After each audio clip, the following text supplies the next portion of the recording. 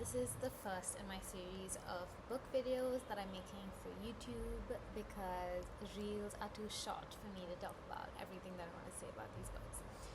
The first book that I'm going to be talking about is The Calculation of Volume by Solvej Bali. Pretty sure I'm saying that name wrong. I have tried Googling it and I don't think I can get better than that. It's been translated into English by Barbara J. Havland. So this is volume 1 of the book. There are 7 in the entire series. It's planned out with 7 books. 5 of them are out in Danish and 2 of them have been translated to English. So I first heard about this book through the Booker Prize page, and I was like, oh, okay, interesting, like another book that's about a character with a peculiar relationship with time, so I should definitely check it out. And then I read the first chapter and I completely freaked out because it starts with Tara Selter. She's the main character, and she wakes up and she can hear her husband in the kitchen. Like, she can hear all these sounds of like the faucet running and the kettle going off and he's making breakfast. And then she hears like the sound of like birds song, and it's like a distinct part of the scene and stuff. And my book, which I'm currently working on writing, the first scene, the character wakes up in a memory. So she's a character who lives in memory, so that's kind of like the whole book. But the first scene, the first memory that she wakes up in, she's in bed and she can hear her boyfriend in the kitchen, and the water's running and the kettle's whistling and he's making breakfast. And she's woken up actually by the sound of like birds fluttering outside of her window. So it kind of felt like beat for beat the same as this like award-winning author's famous book. And I was like, what is going on? And I freaked out.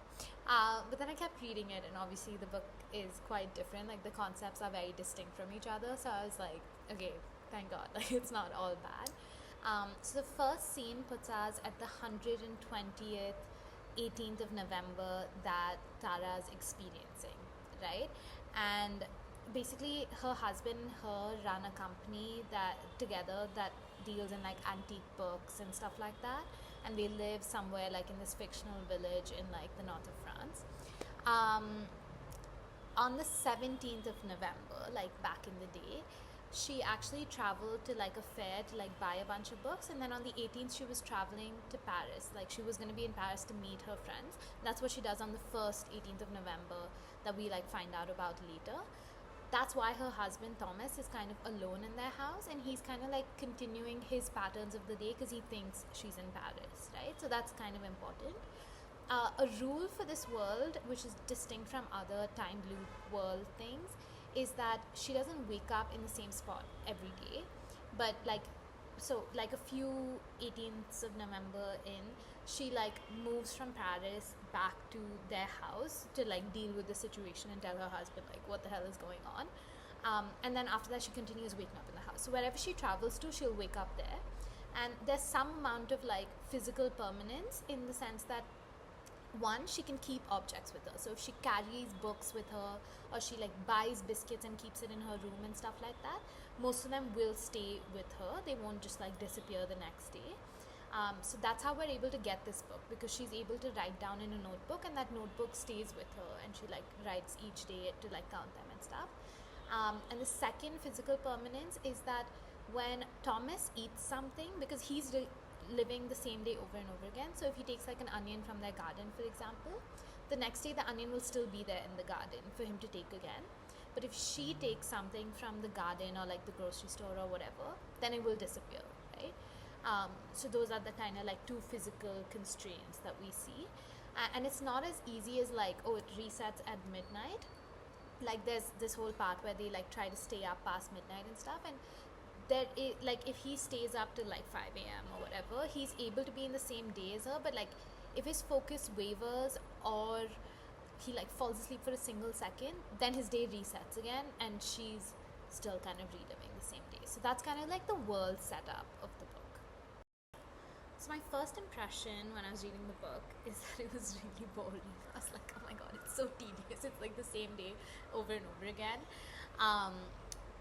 But okay, the thing about me is I never force myself to finish a book. Like, I've never really done that in my life. But there was something in me that wanted to finish this book. Like, I woke up at like 5 a.m. today and I read it up to like 8 a.m., which is very unlike me.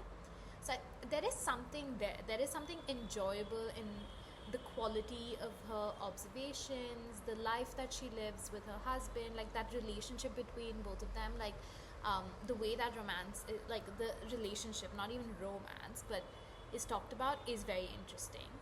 And I remember like a long time ago I'd read this quote in like some Paris Review interview with a writer, and it was like, you know, your writing, your observation should be so acute that you can describe what it feels like when you take an aspirin. Like, you should be able to write about what that effect has on your like observations of the world. And I don't remember who said it, but it just really stuck with me. And her writing has that quality. Like, even though she's describing the same day over and over again, and it is tedious, I'm not gonna lie, like it does get tedious, but the way that she's observing the world as well feels both very natural and feels very attuned, like similar to that quote, right? So I think that's kind of what kept me around. But the other 50% of me was like, I'm not having a good time. Like 50% was like, I'm having a good time. 50% was like, this is really boring. Like, why isn't this ending? So the thing with the boredom is that you start to feel like it's kind of tedious, like the days are kind of all like blurring together and stuff like that. But when I thought about it more, I realized like maybe that's kind of the point, because that's Tara's experience of her days, right? And there are certain books that kind of hold you at a remove, like from the protagonist. Like, you see them experiencing something and you're like away from it and you're judging that experience, or like not judging, but you're experiencing their experience of it like from a remove. But this book isn't like that, because you're reading it in first person. It's like her diary entries, all of that stuff. Like, those feelings kind of slip into you, which is why you start to feel like that blurriness between the days and the repetition and stuff like that, which is, I think, like really quite interesting. So the judges who picked this book for the Booker Prize had this to say about the book.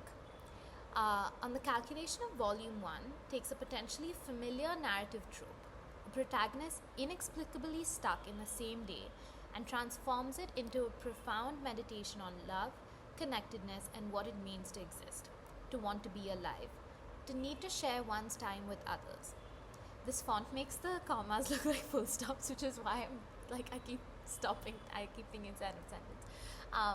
The sheer quality of the sentences was what struck us the most, rendered into English with deft, invisible musicality by the translator. This book presses its moods, its singular time signature, and its philosophical depth into the reader. You feel you are in it, which is sometimes unnerving, sometimes soothing, and this effect lingers long after the book is finished. So, like, you can see it's kind of similar, right? Like, they also are like, it like you feel the feelings that she's feeling, which sucks in a book where like the feeling that she's feeling is one of sameness and boredom and all of that stuff. See, I agree with the meditation part, because like you're repeating the same actions, it does feel meditative. I don't know if I agree with the profoundness part. Like, there is a lot about the love and the relationships and stuff like that. I didn't feel it was so powerful or different from like maybe what I'd read in other books. I do think it's an achievement to have the reader so like you really feel the experience of time, right? I think that is an achievement. Whether that's an achievement that has intrinsic value, I would say is up for debate. Like, do I have to experience that quality of time? That I don't really have an answer for. So there is something there. Like, her language isn't very ornate, it's actually fairly sparse, but it is still beautiful. And then you kind of balance that against it is also kind of tedious and boring at points. I think that also has a lot to do with the medium that it's in. Like, for me, I've been thinking a lot about the Groundhog Day trope, right? Like, time loops, all of that stuff. And there's a lot of movies that do time loops and things like that really well. Like, obviously Groundhog Day, but also like recently watched this movie called Meet Cute, which was so good. Highly recommend. Palm Springs obviously is like great. Um, then there's like Eternal Sunshine of the Spotless Mind, like Comet. Like there's so many movies that do this trope, and I think visually you can do it pretty easy, not easily, but you can do it pretty like well, because you can do all these like fast cuts, and it's like easy for us to like see the repetition of the days, but like see it in slightly new ways. But I think in writing it's a lot harder to do, because there's only so much that you can speed up the process, right? Like language takes a certain amount of time, and also the descriptions themselves. Like if one of the repeating things is like the sound of him walking up the stairs, there's only so many ways that I can describe that.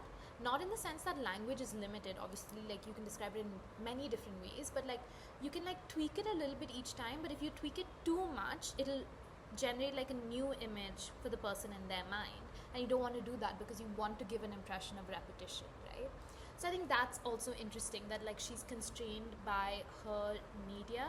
And then I think for me also as a writer to kind of, or whatever, trying to be a writer, to kind of see like the challenge that time loops present like in the written form.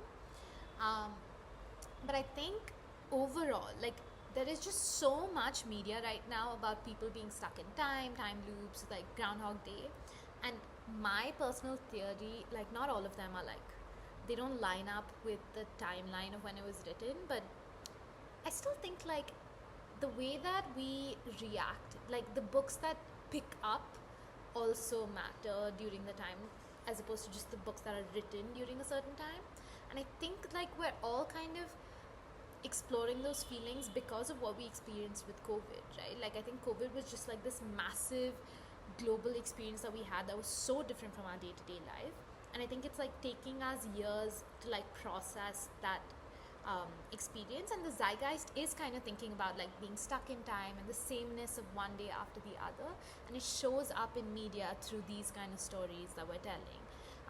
So I think in that way, like reading this book kind of helps you process some of those like COVID-y feelings that we maybe didn't process the first time, that we were going through days where like Tara, we're like stuck in a room having the same experience over and over again, and the days kind of start blurring together. So I think in that too, it's like very interesting and very like of our times.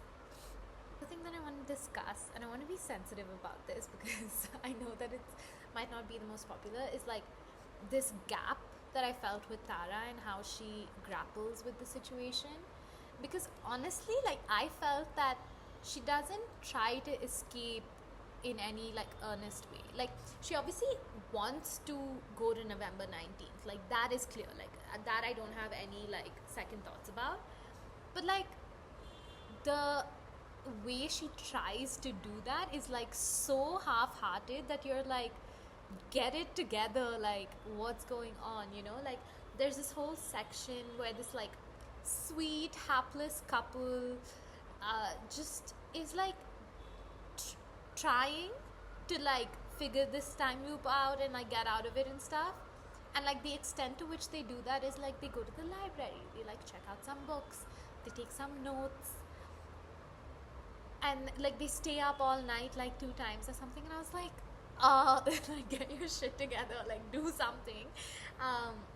And you know, I just recently rewatched Palm Springs again, like for this writing research, and while it's unrealistic, like the like obsession and the energy with which the female character like throws herself at like learning like physics and like breaking out of the loop and stuff, like you see that in all of these time loop movies, right? Like they want to get out, but like all the normal like hijinks of like time loop stuckness of like, oh, I'm gonna like try to kill myself, I'm gonna try to do this, I'm gonna try to do that, like none of that stuff. Like Tara doesn't do any of that stuff. Like she is like, even the 2 physicality things that I mentioned, like she like kind of like glances at the rules of the world, and then she like kind of looks away, and then she kind of looks at, like I'm like, are you interested in this thing of like getting out at all? And she is, but you know, it's kind of like there are several points where I like want to shake her, and for part of it Thomas as well, and be like, pull yourself up by your bootstraps, right? Like the most ancient this thing. I'm just like, but then you're like, this character doesn't have any bootstraps. Like she doesn't have that thing of like, or at least in the beginning of the book she doesn't, and I'm sure she'll change over time. I just thought that was interesting. Like, there are parts of the book where she like slips into kind of a depressive like fugue state, and I think that makes sense that like during those, like, she doesn't really have any like escape velocity. But I think just like throughout the thing it's kind of there. I think in that way we kind of see how her and Thomas are like made for each other. Like, they're just like these two simple sweet humans. And like, one of the reasons, this is kind of spoiler, but you know, I'm sure I've done other spoilers in this video and just not realized, but she kind of like takes a step back from Thomas. She starts like hiding from him, instead of like trying to figure out this world with him, because the feeling of like seeing him experience the disturbance of the information she's giving him every day is like too much for her, and she knows it's like too disturbing for him. And I'm like, you both are so sweet, but also like, I don't know, I'm just like, yeah, I'm sure like it's hard to hear this news every day, but also like there's this like bigger context of what's going on. And I think we also see the book kind of acknowledge that fracture, because in the beginning they're kind of both like, haha, like we'll go to bed and maybe things will be better tomorrow, and he's like helping her, but they're not really like seriously trying. But then like the gap between them grows bigger and bigger, right? And actually that part of the book, I don't love, like it wasn't enjoyable, but I love in the sense that it was so well done, because that grief of seeing days pile up between you and your loved one and the distance it creates, I think that was so well done. And it's, I think, something really relatable even if you're not in a time loop, which is that, you know, if like someone passes away or if you break up with someone, not only do you lose them, but then as you move forward in life and you have these new experiences layer onto you, you feel you're becoming more and more alien to that person who knew you, right? And that's like a whole other sense of grief, of like never being able to bridge that. So I think that was really well done in the book. But towards the endish of the book, she wants to go to Paris like when it's 365 days, and she feels like something is going to happen, like she's going to be able to break out or something like that. I mean, obviously I think anyone who's, it's a 7-book series, so you know she's not going to break out of it. And she runs into Thomas after a really long time of avoiding him, like even though they live in the same house and stuff, like she lives in the guest room. And he kind of like chickens out. He kind of is like, oh, maybe you can go. And like, he's kind of like disturbed by the whole thing and stuff. And you're like, the same thing that made them a really good match, like these two like sweet, soft individuals, has now changed as she has changed. And like, what was really, what the fuck? Okay, I don't have time. I've recorded too much to like, whatever. But the thing that made these two like really cozy in the beginning, I think reveals itself to be a certain soft smallness in him when he fails to show up for her in this way, which I think was really interestingly done. Ishigaru, who's the author of, I'm sure I mispronounced that, he's the author of Never Let Me Go. I recently watched his interview and he spoke about how the question he gets all the time from people is like, why don't these characters like rebel against the system that they're in, that's so cruel and stuff. And he's like, first of all, rebellion wasn't the question I was interested in, which is like fair enough. But he also said like, the borders of our experience are not always so obvious to us when we're in the experience to run towards, you know, like you can't see the borders, so you can't run towards them. I thought that was super interesting. And I feel like with time, obviously, like that is such a massive question, and maybe Tara's reaction to like not being able to run towards those boundaries because she can't see the boundaries of her experience is more realistic than the hijinks that we see in other like time loop movies. So I kind of get it. But I think for me, like overall the experience of Tara, like this is my suspicion, like I think this is what the series is actually going to turn out to be about, apart from being a meditation on time and stuff. Like something about Tara like feels incomplete, you know, like her mental space doesn't feel completely there. Like even before the time loop starts, like she already seems kind of like sedated almost. Like it's like 70 or 80% through the book where she like mentioned some story and she's like, oh, my sister and I, like when we were kids we destroyed this jacket so it wouldn't get handed down to her. You're like, you haven't mentioned any other family apart from Thomas this whole time, and I get it, like he's her husband, she loves him, like he's the first person that she interacts with, all of that stuff. It just feels like so strange that her world isn't larger than that one character. And I think, like, in my book, the narrator is like crazy, right? Like the protagonist is an unreliable narrator and she's kind of crazy. You know that off the bat because she's so fixated on this one experience in her life and this one person in her life. So from like right off the bat that she's unreliable. I think with Tara, we don't have that experience. You don't always feel like she's an unreliable narrator, especially in the beginning. But I think that little like drop of like detail of her system made me realize like something is incomplete about her, like from the get-go. And then also she's like, oh yeah, I used to live in Paris when I was a student. And this we hear like towards the end of the book where she's like been in Paris like a few times before that already. And you're like it opens up a whole new world of her life that is just like touched on so briefly, like almost like it's inconsequential. And you're like, but it's not inconsequential. I think book 2 goes into her family and stuff more. Like I think that's the blurb that I read online. So I think that'll be interesting. But I think it's by design that the character kind of like feels like this. And I think that'll be interesting for us to learn more about. I think I will read volume 2, but I think I'll take a little bit of a break, just so that the 50% of me that enjoys the book will have a better time, and the 50% of me that's like bored by the book will not be so bored. But yeah, thank you for tuning in to my first ever book summary video on YouTube.